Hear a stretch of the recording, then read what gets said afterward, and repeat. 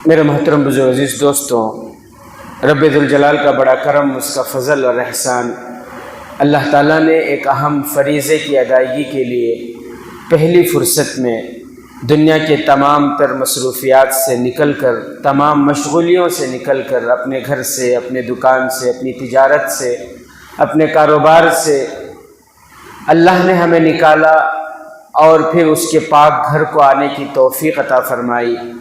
دعا فرمائے اللہ تعالی ہمارے آنے کو، بیٹھنے کو، کہنے سننے کو بے انتہا قبول فرمائے۔ اللہ دنیا اور آخرت کی کامیابی کا اسے ذریعہ بنائے۔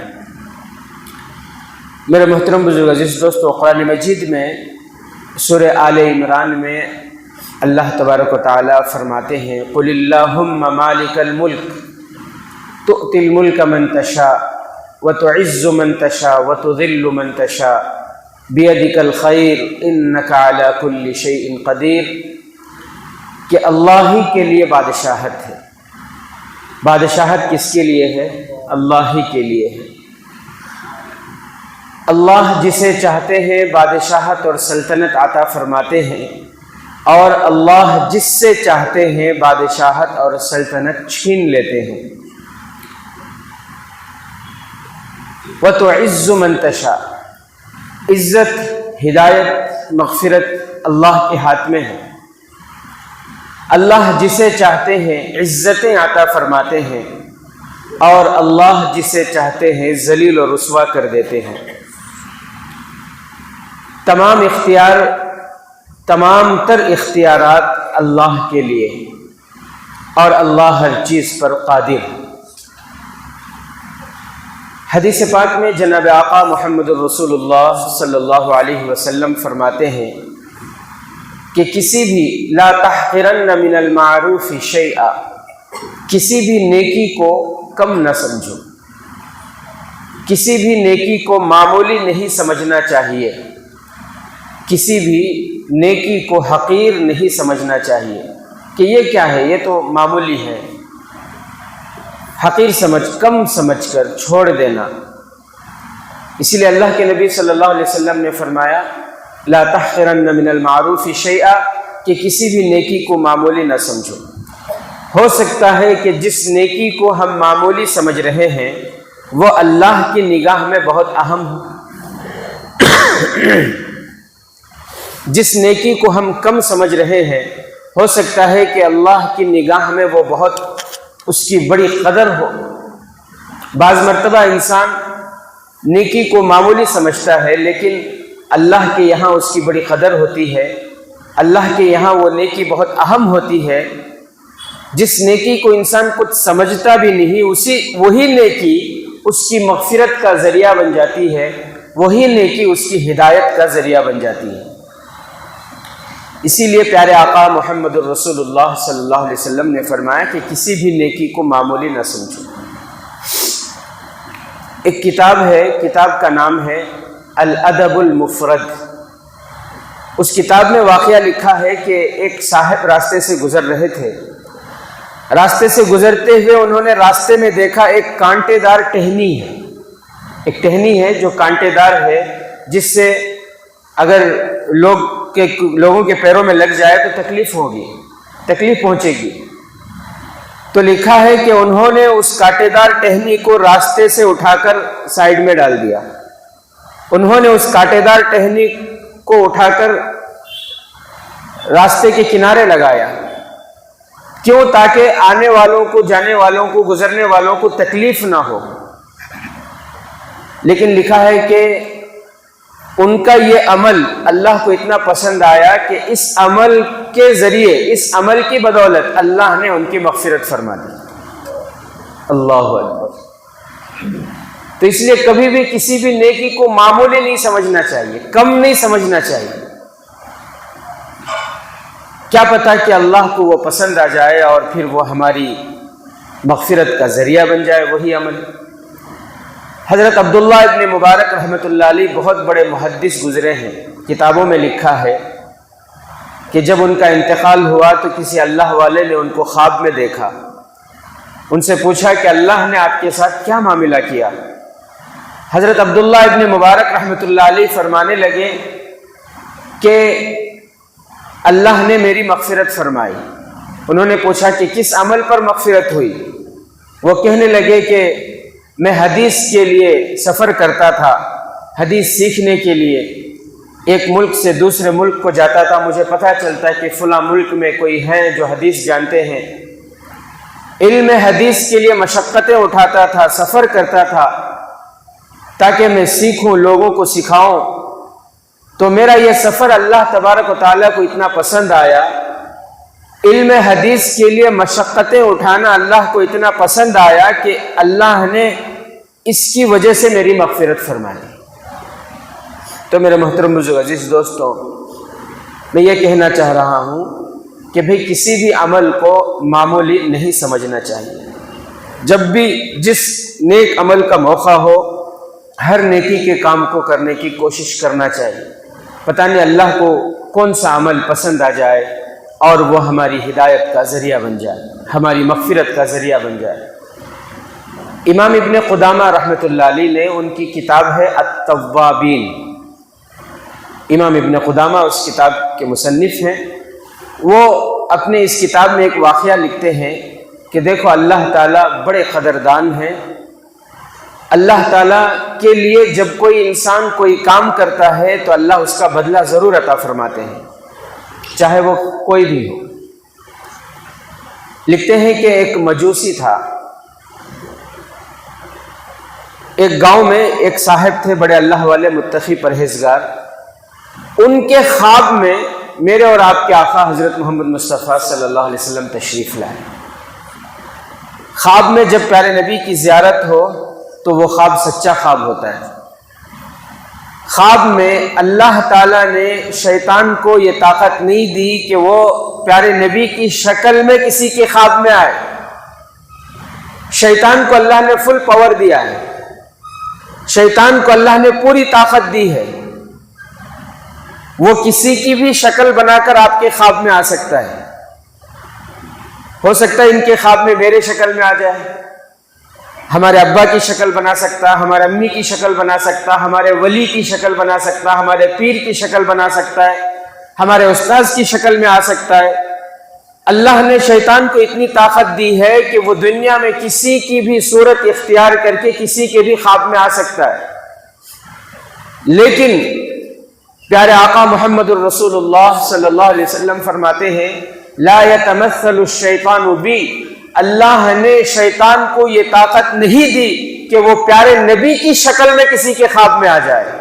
اسی لیے پیارے نبی نے فرمایا من رآنی فکأنما رآنی، جس نے خواب میں مجھے دیکھا اس نے مجھے ہی دیکھا۔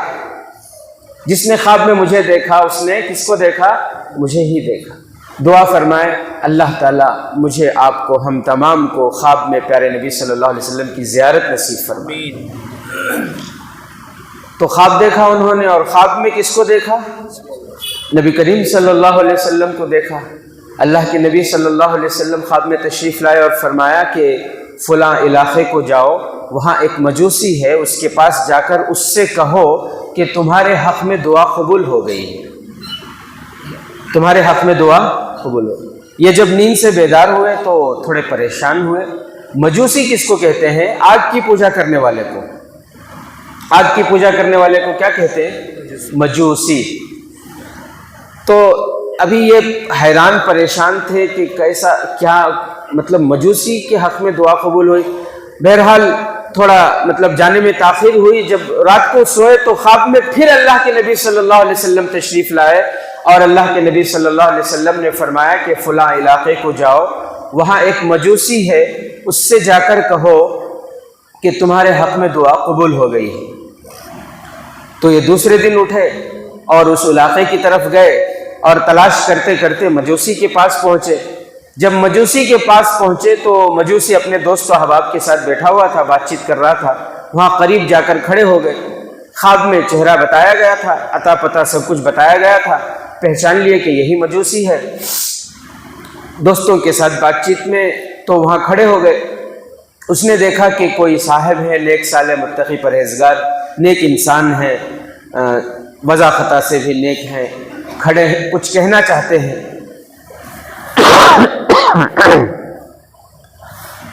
تو اس نے پوچھا کہ بھائی کون ہو آپ، کیا بات ہے، آپ مجھ سے کچھ بات کرنی ہے آپ کو؟ تو انہوں نے کہا کہ جی ہاں آپ سے مجھے بات کرنی ہے، لیکن تنہائی میں بات کرنی ہے، اکیلے میں آپ سے کچھ بات کرنی ہے۔ تو اس نے کہا ٹھیک ہے، پھر اپنے دوستوں کو اس نے بھیج دیا کہ ٹھیک ہے چلو آپ کچھ بات کرنی ہے ان کو۔ تو اس کے دوست احباب چلے گئے، تو جب تنہا ہوئے تو پھر انہوں نے بیٹھے، وہاں پر بیٹھ کر پھر انہوں نے اپنا پورا خواب سنایا کہ خواب میں ہمارے نبی حضرت محمد مصطفیٰ صلی اللہ علیہ وسلم تشریف لائے تھے، اور اللہ کے نبی نے فرمایا کہ مجوسی تمہارا نام لے کر اللہ کے نبی نے فرمایا کہ تمہارے حق میں دعا قبول ہوئی ہے، تمہارے حق میں دعا قبول ہوئی ہے۔ تو مجوسی جو تھا اس نے فوراً کہا کہ مجھے کلمہ پڑھاؤ۔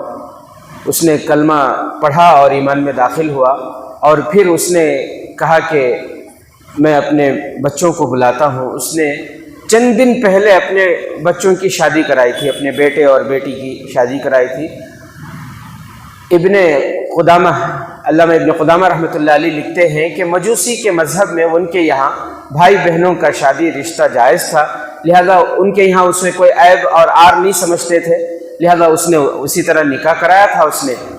تو اس نے اپنے بیٹے کو بلایا اور بیٹے کو بلا کر کہا کہ دیکھو یہ فلاں صاحب فلاں گاؤں سے آئے ہیں، اور یہ بتا رہے ہیں کہ ان کے نبی ان کے خواب میں آ کر میرے بارے میں یہ بتائے کہ میرے حق میں دعا قبول ہوئی، تو میں نے ایمان قبول کر لیا ہے۔ تو بیٹا مطیع فرما بردار تھا، سمجھدار تھا، اس نے بھی کلمہ پڑھا اور ایمان میں داخل ہو گیا۔ پھر اس نے اپنی بیٹی کو بلایا اور پھر ان کو بھی سمجھایا، پھر بیٹی بھی ایمان میں داخل ہو گئی۔ تینوں کے تینوں گھر میں جو تھے سب کے سب ایمان میں داخل ہو گئے۔ تو یہ جو تھے صاحب جو ان کو اطلاع کرنے گئے تھے، انہوں نے پوچھا کہ ٹھیک ہے آپ کا پورا گھرانہ اسلام میں ایمان میں داخل ہو گیا، آپ سب مومن ہو گئے، مسلمان ہو گئے، لیکن ایک بات میرے دل میں ہے، ایک سوال میرے دل میں ہے، وہ مجھے سمجھ میں نہیں آئی، وہ یہ کہ اللہ کے نبی نے فرمایا کہ تمہارے حق میں دعا قبول ہوئی، یہ سمجھ میں نہیں آیا تمہارے حق میں دعا کون سی دعا، کیسی دعا قبول ہوئی؟ تمہارے حق میں جو دعا قبول ہو گئی یہ اللہ کے نبی نے جو فرمایا وہ بات مجھے سمجھ میں نہیں آئی۔ تب اس مجوسی نے کہا کہ اچھا میں آپ کو سمجھاتا ہوں۔ بات یہ کہ چند مہینے پہلے ہمارے گھر میں شادی بیٹا بیٹی کا جو نکاح ہوا، تو اس وقت میں نے پورے گاؤں والوں کو، جتنے امیر ہیں جتنے دولت مند ہیں سب کو میں نے دعوت کی تھی، مختلف قسم کے کھانے میں نے بنوائے تھے، اور پورے گاؤں والوں کو، پورے رشتہ داروں کو، عزیز و اقربا کو، تمام احبہ دوست احباب کو، سب کو میں نے، پورے گاؤں والوں کو میں نے دعوت کی۔ صبح سے دعوت چلتی رہی، شام تک دعوت ہوئی، دعوت سے فارغ ہوئے، سب گاؤں والے کھا پی کر فارغ ہو گئے۔ جب رات کو میں سونے کے لیے چھت کے اوپر گیا، اوپر کی منزل میں سونے کے لیے، لیٹنے کے لیے، تو میں وہاں گیا تو ہمارے گھر سے جو لگا ہوا گھر تھا وہ مسلمانوں کا گھر تھا، میں وہاں چارپائی پر لیٹا ہوا تھا، تو ان کے گھر کے چھت کے اوپر سے بچی کی آواز آ رہی تھی، میں سن رہا تھا۔ بچی اپنی امی سے کہہ رہی تھی کہ امی ہمارے گھر کے بازو انہوں نے دعوت کی، سارے لوگوں کو کھانا کھلائے، ہم ان کے قریب میں ہیں، ہم ان کے پڑوس میں ہیں، ہمارے گھر میں کھانے کو کھانا نہیں ہے، کم سے کم یہ کچھ کھانا ہمارے گھر بھیج دیتے، بڑی راحت ہو جاتی، ہمارے بھوک کا مسئلہ حل ہو جاتا، لیکن انہوں نے تو ہم کو کچھ کھانا بھی نہیں دیا۔ کہتے ہیں کہ بچی کی یہ بات سن کر میں جو ہے بالکل میرا دل بے چین ہو گیا، بے قرار ہو گیا، اور میں افسوس کرنے لگا کہ میں نے سارے رشتہ داروں کو کھانا کھلایا، پورے گاؤں والوں کو میں نے دعوت دی، اور میرا پڑوسی یہ بھوکا ہے، ان کے گھر میں کھانے کو نہیں۔ میں کہتے ہیں کہ وہ مجوسی کہتے ہیں کہ میں فوراً وہاں نیچے اترا، اور پھر نیچے اتر کر میں نے تازہ کھانا بنوایا، اور میں نے تازہ کھانا بنوا کر پھر میں ان کے گھر کو بھیجا، اور کھانے کے ساتھ میں نے درہم بھی بھیجے، دنانیر بھی بھیجے، اور ان کے لیے نئے کپڑے بھی میں نے بھیجے۔ اور پھر بھیجنے کے بعد پھر تھوڑی دیر کے بعد پھر میں چھت پر گیا سونے کے لیے، تو وہی بچی اپنی ماں سے کہہ رہی تھی کہ امی انہوں نے ہمارے ساتھ احسان کا معاملہ کیا، انہوں نے ہمارے ساتھ کرم کا معاملہ کیا، انہوں نے ہمارے لیے کھانے کا اور کپڑے کا انتظام کیا، امی کیوں نہ ہم ان کے حق میں دعا کریں۔ تو ان کے امی اور پھر دوسرے بچے سب کہنے لگے کہ ٹھیک ہے ہم ان کے حق میں دعا کرتے ہیں۔ پھر ان کی ماں دعا کر رہی تھی، بچے آمین کر رہے تھے۔ وہ مجوسی کہتے ہیں کہ میں چھت پر سویا، لیٹا لیٹا ان کی دعائیں سن رہا تھا۔ وہ کہہ رہے تھے کہ یا اللہ ہمارے پڑوسی نے ہمارے ساتھ احسان کا معاملہ کیا ہے، اے اللہ تو بھی اس کے ساتھ احسان کا معاملہ فرما، اے اللہ تو اسے ہدایت عطا فرما، ایمان کی دولت عطا فرما، اے اللہ اس نے دنیا میں ہمارا خیال کیا، اے اللہ ہم دعا کرتے ہیں کہ تو اسے ایمان کی دولت عطا فرما تاکہ کل قیامت کے دن یہ رسوا نہ ہو، کل قیامت کے دن انبیاء، اولیاء، صلحاء، متقی پرہیزگاروں کے ساتھ اس کا حشر ہو۔ وہ دعا کر رہے تھے، بچے آمین آمین کہہ رہے تھے۔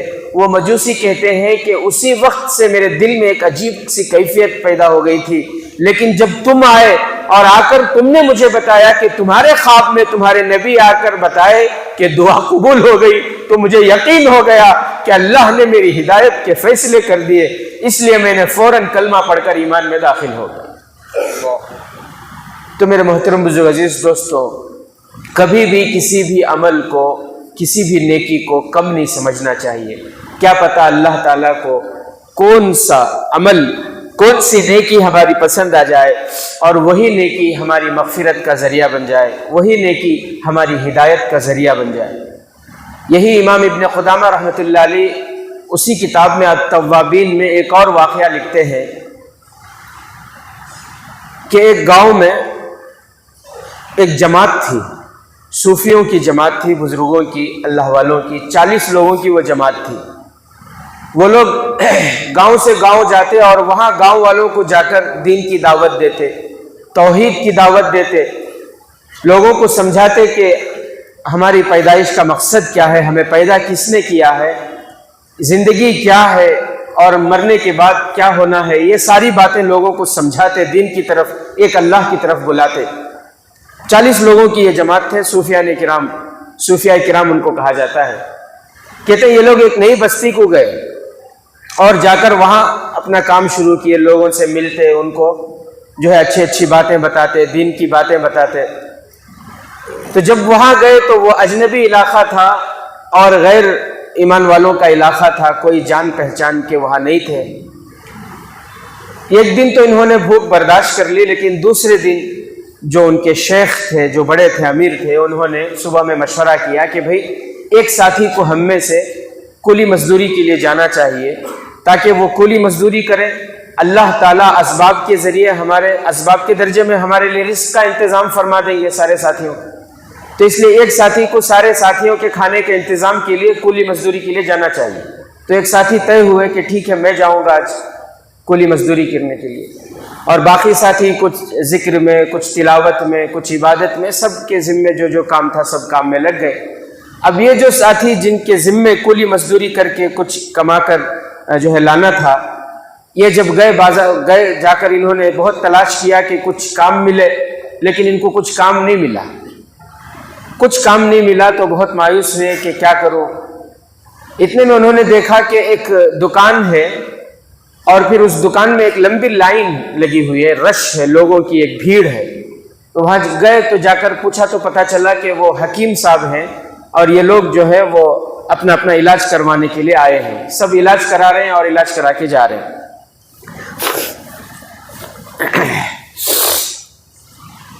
تو یہ کہتے ہیں مجھے کچھ سمجھ میں نہیں آیا، میں بھی کھڑا ہو گیا لائن میں۔ یہ کہتے ہیں کہ میں بھی کولی مزدوری تو کچھ ملی نہیں، کام تو کچھ ملا نہیں، تو اس لیے میں بھی جو ہے لائن میں کھڑا ہو گیا۔ کہتے ہیں کہ جب میرا نمبر آیا، اب یہ کچھ بیمار تو نہیں تھے، کہتے ہیں جب میرا نمبر آیا تو حکیم صاحب جو غیر مسلم تھے انہوں نے میرے نبض کو پکڑ کر دیکھا اور پھر مجھ سے پوچھا کہ کیا تکلیف ہے، کیا بیماری ہے۔ میں نے کہا کہ آپ ہی دیکھ لو کیا بیماری ہے۔ انہوں نے نبض کو پکڑ کر دیکھا اور پھر سمجھ گئے کہ بیماری کچھ نہیں ہے، تمہیں بھوک لگی ہے، تم بھوکے ہو۔ تو کہتے ہیں میں خاموش رہا، تو انہوں نے اپنے خادم کو بلایا اور خادم کو بلا کر کہا کہ ایک کام کرو، بازار سے جا کر ان کے لیے کھانا خرید کر لاؤ، میٹھا بھی ساتھ میں لانا، اور پاک صاف جگہ بٹھا کر ان کو کھانا کھلا دو۔ تو یہ ساتھی کہنے لگے کہ ڈاکٹر صاحب جو بیماری مجھے ہے یہی بیماری میرے ساتھ 40 ساتھی ہیں، ان کو بھی یہی بیماری ہے۔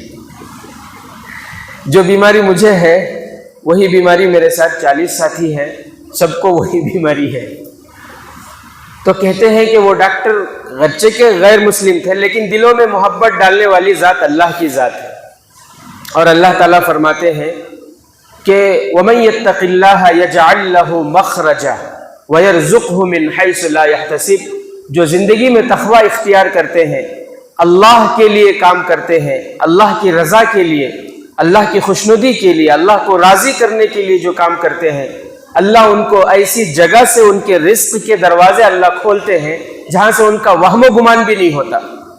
اللہ تعالیٰ ان کے لیے اسباب ایسی جگہ سے ان کی جو ہے سہولتوں کا معاملہ کرتے ہیں جہاں سے ان کا گمان بھی جہاں ان پر گیا نہیں ہوتا، ایسی جگہ سے اللہ ان کی ضرورتوں کو پوری کرتے ہیں۔ بہرحال انہوں نے کہا کہ یہی بیماری ہمارے 40 ساتھیوں کو ہے، تو حکیم صاحب نے کہا کہ اپنے خادم سے اور پیسے دیے اور دے کر کہا کہ ٹھیک ہے، ایک کام کرو، 40 کے لیے، ان کے جو 40 ساتھی ہیں نا، 40 کے لیے کھانا خریدو اور لے جا کر ان تک پہنچا کر آؤ۔ وہ ساتھی کہتے ہیں میں خادم کے ساتھ گیا اور پھر کھانا وغیرہ خرید کر ان کے ساتھ اٹھا کر میں لے گیا، ہمیں پتہ نہیں تھا، وہ حکیم صاحب جو پیچھے پیچھے آ رہے تھے، ہمیں پتہ نہیں تھا، وہ کہتے ہیں ہمیں پتہ نہیں تھا، ہم تو آ گئے جس گھر میں ہم رکے ہوئے تھے، قیام کیے ہوئے تھے، اس گھر کے اندر آ گئے، ہم نے دروازہ بند کر لیا۔ وہ حکیم صاحب جو تھے وہ بھی پیچھے پیچھے آئے، صرف یہ دیکھنے کے لیے کہ یہ جھوٹ تو نہیں بول رہے، کہاں سے آئے، کیا ہے ان کا کام، پتہ نہیں کون ہے بھی یا نہیں ہے، صرف دل کی تسلی کے لیے وہ آ رہے تھے پیچھے پیچھے۔ جب انہوں نے دیکھا کہ گھر کے اندر گئے تو وہ بھی آ گئے اور دروازے کے قریب آ کر کھڑے ہو گئے۔ اب جب اندر داخل ہوئے، اندر داخل ہونے کے بعد انہوں نے جو ہے وہ کھانا رکھا۔ امیر صاحب نے پوچھا کہ بھئی یہ کھانا کہاں سے آیا؟ تو انہوں نے کہا پوری بات بتائی کہ میں آج مزدوری کے لیے گیا تھا لیکن مزدوری نہیں ملی کہیں بھی، تو میں نے حکیم صاحب کے پاس رش تھی، لوگ اپنا جو ہے علاج کروا رہے تھے، میں بھی گیا، میرے نبض کو دیکھا انہوں نے اور پہچان گئے کہ میں بھوکا ہوں، میرے لیے کھانے کا انتظام فرمایا۔ تو میں نے کہا کہ میرے ساتھ 40 ساتھی ہیں، تو انہوں نے 40 کے لیے کھانے کا انتظام کیا۔ تو جو امیر صاحب تھے انہوں نے کہا کہ کھانا رکھو، کھانا تو بعد میں کھائیں گے، پہلے اس حکیم کے لیے جو ایک انجان ہے، جو ہمیں جانتا نہیں ہے، پہچانتا نہیں ہے، ہمارا کوئی تعارف نہیں ہے، اور پھر ہماری زبان الگ ہے، ہمارا علاقہ الگ ہے، ایک انجان انسان کے لیے انہوں نے سنا اور پھر اتنا انتظام کیا، انہوں نے ہمارے ساتھ احسان کا معاملہ کیا، پہلے ہم ان کے حق میں دعا کریں گے، پہلے ہم ان کے لیے دعا کریں گے، پھر بعد میں کھانا کھائیں گے۔ تمام ساتھی وہ باہر کھڑے ہو کر سن رہے تھے پورا قصہ۔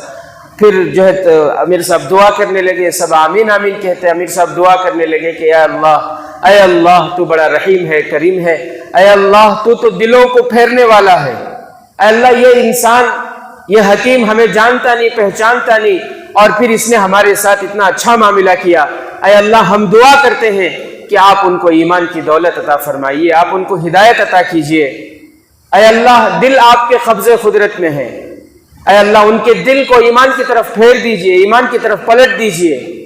امیر صاحب دعا کر رہے تھے، سب آمین آمین کہہ رہے تھے، وہ جو حکیم صاحب تھے وہ سن رہے تھے کہ میرے حق میں یہ دعا کر رہے ہیں کہ یا اللہ ان کی دنیا بھی بہتر بنائیے، اے اللہ دنیا میں آپ نے ان کو سامان عطا کیا، مال و زر عطا کیا، اے اللہ اگر آپ ایمان کی دولت نہیں دیں گے تو یہ آخرت میں ہمیشہ کے لیے رسوا ہو جائیں گے، اے اللہ ہم دعا کرتے ہیں حکیم کو دنیا میں بھی عزت عطا فرمائیے ایمان کی دولت دے کر، اور آخرت میں بھی ہمیشہ ہمیشہ کی عزت عطا فرمائیے۔ جب امیر صاحب دعا کر رہے تھے، سب آمین آمین کہہ رہے تھے، وہ سن رہے تھے، انہوں نے دروازہ کھٹکھٹایا اور پھر جو ہے اندر داخل ہوئے، اور انہوں نے کہا کہ میں نے آپ کی ساری باتیں دعائیں سنی ہیں، میرا دل کہتا ہے کہ آپ لوگ اتنے اچھے ہیں، آپ کا مذہب جھوٹا نہیں ہو سکتا، مجھے کلمہ پڑھاؤ، میں ایمان میں داخل ہونا چاہتا ہوں۔ تو پھر وہ ایمان میں داخل ہو گئے کلمہ پڑھ کر۔ تو میرے محترم بزرگ عزیز دوستو، علامہ ابن قدامہ رحمۃ اللہ علیہ التوابین میں یہ واقعہ لکھتے ہیں، اس واقعے سے بھی ہمیں پتہ چلتا ہے کہ اللہ تعالیٰ بڑے قدردان ہیں۔ اللہ کے لیے جو کوئی نیک کام کرتا ہے، اللہ اس کا بدلہ ضرور اسے دنیا میں بھی عطا فرماتے ہیں اور آخرت میں بھی عطا فرماتے ہیں۔ اس لیے ہمیں بھی چاہیے کہ ہم کسی نیکی کو معمولی نہ سمجھیں، کسی نیکی کو کم نہ سمجھیں، کسی نیکی کو حقیر نہ سمجھیں، کسی نیکی کو چھوٹا نہ سمجھیں، بلکہ جو بھی ہمارے بس میں ہے ہر نیکی کو کرنے کی کوشش کریں اور ہر گناہ سے بچنے کی کوشش کریں، ہر گناہ سے، کیونکہ گناہ بہت سارے ایسے ہوتے ہیں کہ گناہ کی وجہ سے اللہ تعالیٰ ہدایت چھین لیتے ہیں انسان سے، بہت سے گناہ ایسے ہوتے ہیں کہ وہ گناہ دیکھنے میں انسان کیا ہے، انسان ظاہر کو دیکھتا ہے، اللہ باطن کو دیکھتے ہیں. انسان مال کی وجہ سے ایک دوسرے کی عزت کرتے ہیں، لیکن اللہ تقوی کی وجہ سے، ان اکرمکم عند اللہ اتقاکم، اللہ تعالیٰ تقوی کی وجہ سے اللہ تعالیٰ کے یہاں انسان کا مقام ہوتا ہے. تو گناہ سے، ہر گناہ سے بچنا ہے، کیونکہ بعض گناہ ایسے ہوتے ہیں جس کی وجہ سے ایمان چھن جاتا ہے، اللہ ایمان کی دولت کو چھنا لیتے ہیں. جیسے مثال کے طور پر ایک گناہ ہے علماء کی، اللہ والوں کی توہین کرنا، پیٹھ پیچھے ان کی غیبت کرنا، ان کی برائیاں بیان کرنا، اللہ والوں کی برائیاں بیان کرنا، اللہ والوں کی چغلیاں کرنا، اللہ والوں کو حقیر سمجھنا، یہ ایسا گناہ ہے. اللہ فرماتے ہیں من آذى لي وليا فقد آذنته بالحرب، من عادى لي وليا، جو میرے کسی ولی سے دشمنی کرے میں اس سے جنگ کرتا ہوں، وہ مجھ سے جنگ کرتا ہے میں اس سے جنگ کرتا ہوں. اور ایک گناہ ہے سود، سنگا، لون، رشوت. یہ جو انٹرسٹ ہے، یہ جو سود ہے، یہ اتنا بڑا گناہ ہے.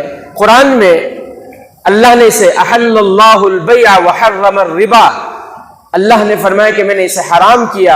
اور حدیث میں جناب آقا محمد رسول اللہ صلی اللہ علیہ وسلم فرماتے ہیں کہ جو سود میں ہاتھ ڈالتا ہے، جو سنگے میں ہاتھ ڈالتا ہے، جو لون میں انٹرسٹ میں ہاتھ ڈالتا ہے، ایسا ہے جیسے کہ اس نے اللہ کے ساتھ جنگ کا اعلان. اللہ فرماتے ہیں وہ مجھ سے جنگ کرتا ہے.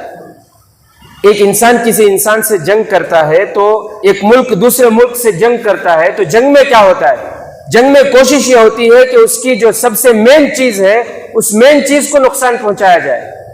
اس کی جو سب سے قیمتی چیز ہے وہ قیمتی چیز کو توڑ دیا جائے، ضائع کر دیا جائے، چھین لیا جائے.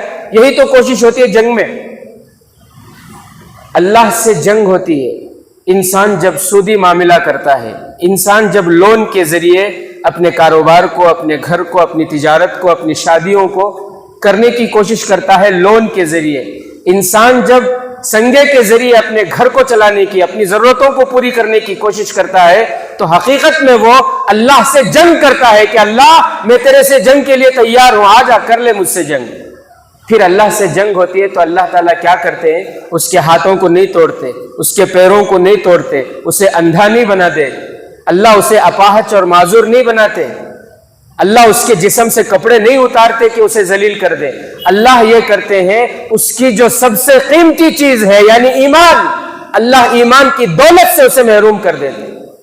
جب انسان سنگے میں گھستا ہے، جب انسان سود میں ہاتھ ڈالتا ہے، جب انسان لون میں ہاتھ ڈالتا ہے معمولی بہانے بنا کر، تو وہ اللہ سے جنگ کرتا ہے. اور جب جنگ ہوتی ہے تو اللہ تعالیٰ سب سے قیمتی چیز یعنی ایمان جیسی دولت اللہ اس سے چھین لیتے.